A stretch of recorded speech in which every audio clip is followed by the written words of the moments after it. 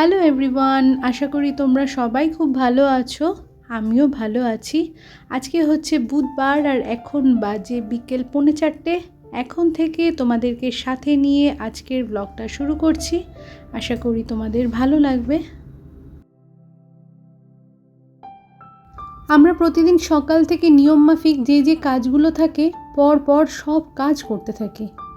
একটা সংসারে তো কাজ কম থাকে না, সব কাজ একা হাতে সারতে গেলে কখনো সময় কম পড়ে যায়।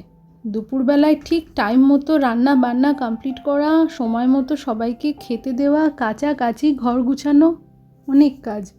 সংসারের কাজের আর হিসাব কেউ কোনোদিনও করেও নি, আর হিসাব করতে গেলে তালগোল পাকিয়ে যাবে। আমরা গৃহিণীরা যে আমাদের সংসারটাকে সুন্দর করে সাজিয়ে রাখার জন্য সারাটা দিন চেষ্টা করে চলেছি, সেটার কেউ খেয়াল কখনো রাখেনি আর রাখবেও না। তো এক দিন হয় কি জানো তো, সমস্ত কাজ করতে তো থাকি, কিন্তু যদি কোনো সময় একটু তাড়াহুড়ো থাকে বা ধরো কোথাও বেরোবার থাকে, তখন কিছু কাজ আমাদেরকে স্কিপ করতে লাগে। আমাকে তো তাই করতে লাগে। আমি এখানে আমার কথাই বলছি। আমি কিন্তু সেই কাজগুলোকে কখনোই বাকি রেখে দিই না পরের দিনের জন্য, কারণ জানি পরের দিনের তো রুটিন মাফিক আবার কাজ আছে।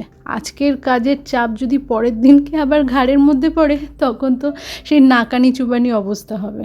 সেই জন্য দিনের দিন, নয় সকালে নয় বিকালে, আমি কাজ কমপ্লিট করি।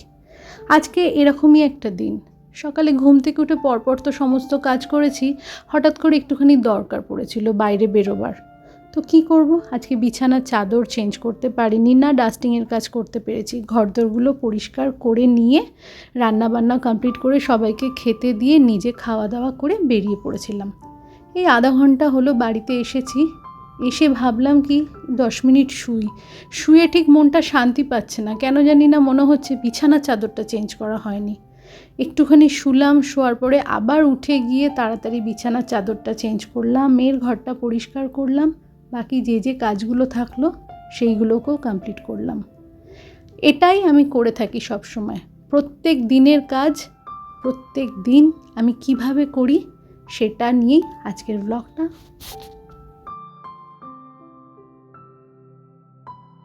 চাদর দুটোকে তো তুলে নিয়ে ওয়াশিং মেশিনে দিয়ে দিলাম, বালিশের কভার টভার সব কিছুই বদলে ফেলেছি। বিকালে আর ডাস্টিংয়ের কাজটা করি না আমি কখনোই, কারণ মাদের কাছে শুনেছি যে বিকালবেলার দিকে ধুলো ঝাড়াঝাড়ির কাজ বা ঘর টর ঝাড় দেওয়া এইসবগুলো না করাটাই ভালো। তো যাই হোক, কোনো সময় যদি বিকালবেলাতে দরকার পড়ে, আমি একবার একটু ঘরটা মুছে নিই ঠিকই, কিন্তু ঝাঁটাটা দিই না, মানে ঝাড়ু দিয়ে ধুলো টুলো আর বাইরে ফেলি না। তো সকালবেলাতে জামা কাপড়গুলো ছাদের দড়ি থেকে খালি করে ছাদের খাটেই ফেলে রেখেছিলাম, ভাঁজ করার আর সময় পাইনি। তো এখন ভাঁজ করে নিলাম। আর আজকে তো ওয়াশিং মেশিন চালাইনি, ওই যে দেখলে না, চাদর নিয়ে সমস্ত ওয়াশিং মেশিনে দিলাম, জমছে, কালকে চালাতে হবে। ওই তোমাদেরকে বলেইছি একদিন অন্তর অন্তর ওয়াশিং মেশিন চলে। তো যাই হোক, দেখো জামা কাপড়গুলো সমস্ত কিছু ভাঁজ করে ফেললাম, ফেলে আলনাটাকেও গুছিয়ে নিলাম। নিয়ে এবার যাব মেয়ের ঘরে। মেয়ের খাটের চাদরটা, বালিশের কভারটা সব কিছু চেঞ্জ করতে হবে। আর একটা জিনিস খেয়াল করে দেখবে, যতই চেষ্টা করা যাক না কেন, আলনা কিন্তু কখনোই পরিপাটি থাকে না। আমি তো সকাল বিকেল দুবেলা জামাকাপড় ভাঁজ করে সুন্দর করে আলনা গোছাবার চেষ্টা করি, কিন্তু এই যে যখনই জামাকাপড় নেবে, একটা নিতে গিয়ে আরেকটা তো ফেলবে, না হলে আরেকটা উল্টে দেবে, এদিককার জামাকাপড় ওদিক সব ওলট পালট করে দেয়। তো যাই হোক, মাঝে মধ্যেই আমি এসে আলনার জামাকাপড় ঠিকঠাক করে গুছাই। তো এইখানে দেখো, যে জামাকাপড়গুলো আলনায় রাখার ছিল সেটা রেখে দিলাম, আর আয়রনে যাবে সেটা আয়রনের ব্যাগে ভরে দিলাম। আর মেয়ের একটা প্যান্ট ছিল, সেটাকে কাচা হয়েছে, সেটাকে ভাঁজ করে নিয়ে ওর আলমারিতে আমি গুছিয়ে রাখলাম। এবারে এখানে চলে এসেছি মেয়ের ঘরে। ওর এখানে বিছানা চাদরটাকে, বালিশের কভারটাকে সমস্ত কিছু চেঞ্জ করে দেব। আর এই যে চাদরটা, পিঙ্ক কালারের যে চাদরটা নিয়ে এসেছি, ওটা গতকালই কাচা হয়েছিল, সেই চাদরটা আর ভাঁজ করলাম না, ওইটাই এই খাটে পেতে দেবো।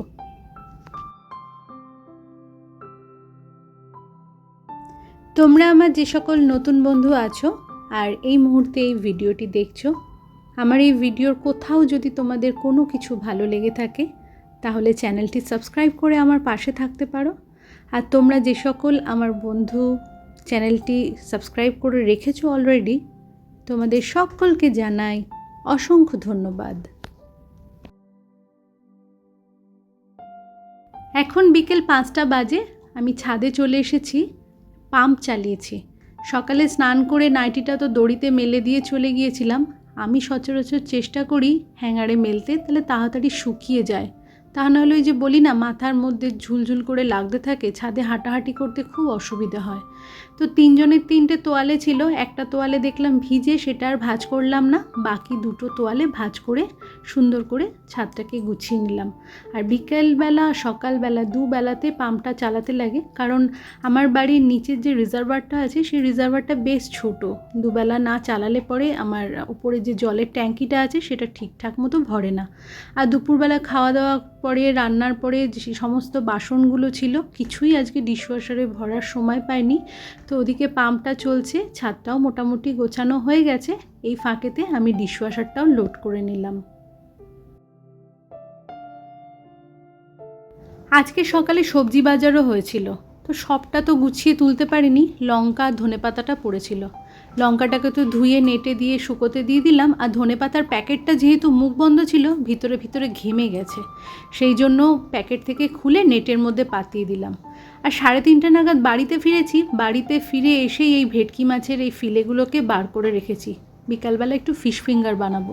তো এমন বরফ হয়ে রয়েছে, তো দুবার করে জল বদলালাম, এখনও অবধি বরফ ছাড়েনি। সেই জন্য আবারও জল বদলে দিয়ে টিফিন বাটিতে করেই মুখ বন্ধ করে রেখে দিলাম। প্রত্যেক দিন রান্নাঘরের কাজের শেষে আমি সলিউশনটা দিয়ে কাউন্টার টপ, গ্যাসের ওভেন সমস্ত কিছু পরিষ্কার করি। আজকে আর সেরকমভাবে সেটা করতে পারিনি। কোনো রকমেই স্পঞ্জ ওয়াইপটাকে জলে ভিজিয়ে সেই জল দিয়েই হালকা হাতে কাউন্টার টপ আর গ্যাসের ওভেনটাকে মুছে পরিষ্কার করে চলে গেছিলাম, যাতে একদম দেখতে খারাপ না লাগে। হঠাৎ করে যদি কেউ এসে পড়ে, আমি বাড়িতে নেই, যেন বাড়িতে যারা রয়েছে তারা যেন লজ্জায় না পড়ে যায়। কিন্তু তেল চিটে তো একটা ভাব থেকেই যায় না, রান্না বান্না হলে চারিদিকে একটুখানি তেল তেল হয়ে থাকে। যে সলিউশনটা দিয়ে মুছলে পরে যেমন একটা চকচকে ভাব থাকে, সেটা ছিল না। তো এখন এই বিকালবেলাতে এসে এই সলিউশনটা দিয়ে ভালো করে গ্যাসের ওভেন টোভেনগুলো মুছে পরিষ্কার করে ঝকঝকে তকতকে করে রাখলাম। আর আজকে দোকান থেকে এই দড়িটা আনা হয়েছে। আমার এখানে 3তলা থেকে একটা ব্যাগ সবসময় একতলাতে ঝোলে, ওই জিনিসপত্র আনা নেওয়ার জন্য। সবসময় তো আর ইচ্ছা করে না যে সিঁড়ি ভেঙে ভেঙে গিয়ে একতলা থেকে জিনিসপত্র নিয়ে আসি। টুকটাক কোনো জিনিস, ধরো বাবু যদি রাস্তা থেকে আসার সময় কিছু একটু কিনে আনলো, তখন ওই আমি ওপর থেকে থলি ঝুলিয়ে দিই, এখান থেকে টেনে টেনেই তুলে নিই। তো এই রোদে পুড়ে পুড়ে নাইলনের দড়ি তো ছিঁড়ে গেছিলো, সেই জন্য আজকে দড়িটা দিয়ে ভালো করে বেঁধে ব্যাগটাকে রেডি করে রাখলাম।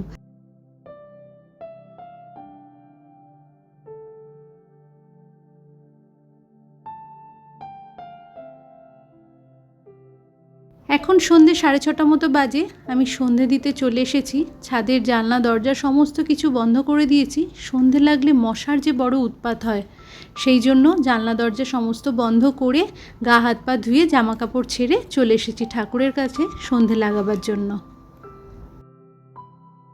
সন্ধে লাগাবার পরে কিছু ভিডিও এডিটিংয়ের কাজ করছিলাম। তারপরে এখন চলে এসেছি রান্নাঘরে, সন্ধে 7টা মতো বাজে।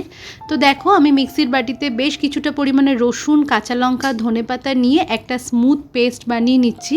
তো এইবারে মাছটা একদম নর্মাল টেম্পারেচারে চলে আসার পরে আমি এই ধনেপাতার পেস্টটা দিয়ে দিচ্ছি। আর এর মধ্যে আমি দেব লবণ, স্বাদ মতো লবণ, গোলমরিচের গুঁড়ো আর একটা গোটা পাতিলেবু দিয়েছি। এর মধ্যে 30 পিস ভেটকি মাছের ফিলে রয়েছে। ভালো করে এবার এটাকে মাখিয়ে নিয়ে আমি 40 মিনিট মতো এটাকে ম্যারিনেশনের জন্য রেখে দিচ্ছি। এটা 40 মিনিট পরে তো 2টো ডিম ফাটিয়ে নিচ্ছি।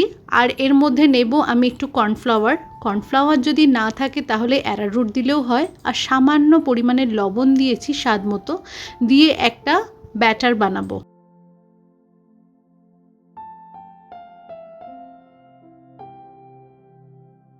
কর্নফ্লাওয়ারটা ভালো করে ডিমের সাথে মিশিয়ে নিতে হবে, যাতে একটুও দলাভাব না থাকে।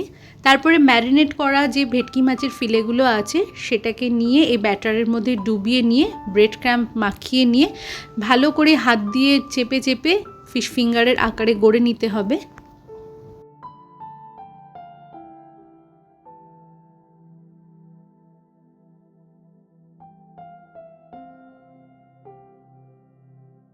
মাঝারি আছে তেলটা যেই গরম হয়ে যাবে একে একে গড়ে রাখা ফিশ ফিঙ্গারগুলো ছেড়ে দিতে লাগবে। খুব বেশি হিট হয়ে গেলে কিন্তু একদম হঠাৎ করে বাইরেটা ক্রিস্পি হয়ে যাবে আর ভিতরটাতে কাঁচা থেকে যাবে।